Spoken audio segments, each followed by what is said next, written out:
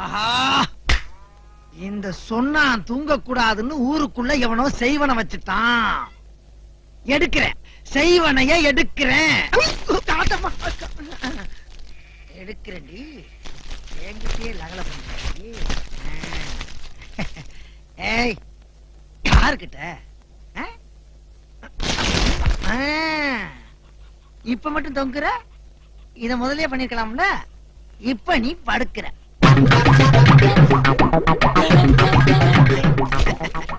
நாங்கெல்லாம் ஊருக்குள்ள பல பேருக்கு யோசனை சொல்றீங்க. எங்க கிட்டே வா,